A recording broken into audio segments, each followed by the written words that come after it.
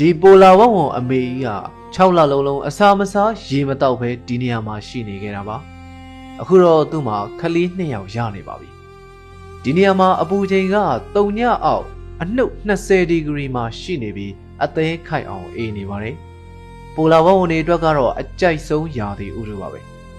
နာနူးလို့နာမည်ပေးထားတဲ့အကြီးမာလေးကဒီနေရာနေသွားဖို့နည်းနည်းတွန့်ဆုတ်နေပါတယ်ဒါပေမဲ့အမေကြီးကလှမ်းခေါ်နေတာကြောင့်သွားမှဖြစ်မှာပါ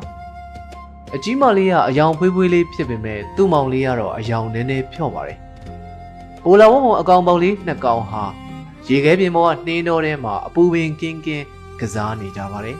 ။နောက်လာမယ့်ရက်တွေမှာပိုပြီးအရေးကြီးတဲ့နေဆွဲတွေရောက်လာတော့မှာပါ။ဒီနေရာမှာအသက်ရှင်သန်နိုင်မှုဆိုတာတော်တော်လေးခက်ခဲပါတယ်။ဒါကြောင့်နာနူးနဲ့သူ့မောင်လေးဟာဒီနေရာမျိုးမှာကိုယ်တိုင်ရှင်သန်နိုင်မှု3နှစ်လောက်လေ့ကျင့်ကြရမှာပါ။ဒီနေ့တော့ဟိုဒီရှောက်ဆော့တာနဲ့လုံလောက်ပါပြီမနေ့ကကြာရင်တော့လေ့ကျင့်ရေးစကြရတော့မှာဖြစ်ပါတယ်နှင်းတောင်ပေါ်မှာခရီးသွားနေကြတဲ့ပိုလာဝုံမိသားစုလေးမှာအငယ်ကောင်လေးကခရီးကိုနှောင့်နှေးအောင်လုပ်နေပါတယ်သူဒီအပေါက်လေးကိုတော့ကောင်းကောင်းမတက်နိုင်သေးပါဘူးဝုံအမေကြီးကတော့ဆက်မစောင့်နိုင်တော့ပါဘူး6လလောက်ဘာမှမစားရသေးတာကြောင့်တော်တော်စားလောင်နေပါပြီအစာရဖို့တခုတည်းသောမျှော်လင့်ချက်ကဒီရေခဲပြင်ကြီးအောက်ဖက်ပိုင်းကိုဆင်းရင်လိုက်ရှာရမယ်တနည်းပဲရှိပါတယ်။သူအရင်ကအမဲလိုက်နေကြနေရာတွေဖြစ်ပါတယ်။ဒီတစ်ခေါက်တော့သူနဲ့အတူသူသားနဲ့သမီးပါအတူတကွလိုက်ပါပြီးလေ့လာကြတော့မှာပါ။ပိုလာဝုံမိသားစုဟာသူတို့မွေးဖွားခဲ့တဲ့နေရာကိုစွန့်ခွာပြီးမရေရာတဲ့စွန့်စားခန်းတွေစီကိုတွားနေကြပါပြီ။တိတ်မကြခင်ပဲသူတို့ခြေရာတချို့တွေ့ရပါတယ်။ဒီနေရာမှာသူတို့မိသားစုကိုအသက်အန္တရာယ်ချင်းချောင်းနိုင်တဲ့တခုတည်းသောတရဝါရဲ့ခြေရာတွေတွေ့တာကြောင့်ဝုံအမေကြီးကနည်းနည်းစိတ်ပူသွားပါတယ်အဲ့ဒါကတော့ပိုလာဝုံအထီးတွေပါဝုံအထီးတွေကတွေ့တာနဲ့သူ့သားပေါက်လေးတွေကိုစားပစ်မယ်ဆိုတာသိနေပါတယ်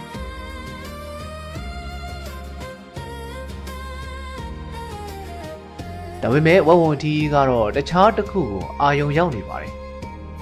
ဝုံအထီးကြီးဟာမိုင်မောင်းများစွာအဝေးမှာရှိတဲ့အနံ့တစ်ခုကို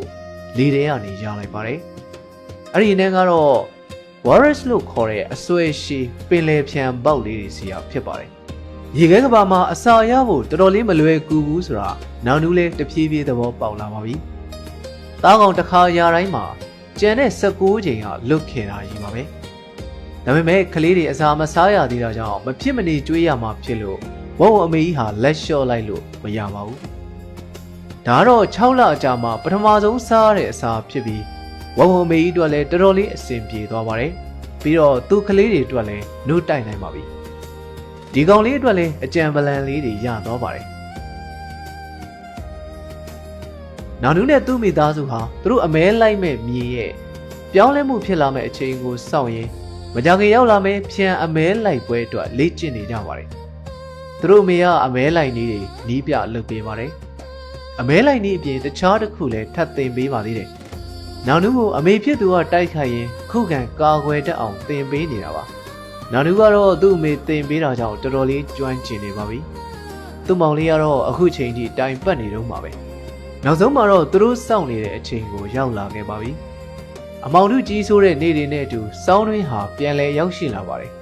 ဒီလိုနဲ့ပင်လယ်ရေပြင်ဟာလဲသူတို့အမဲလိုက်ကိုအစဉ်ပြေတဲ့အနေအထားတစ်ခုရောက်တဲ့အထိမာကျော်လာမှာပါ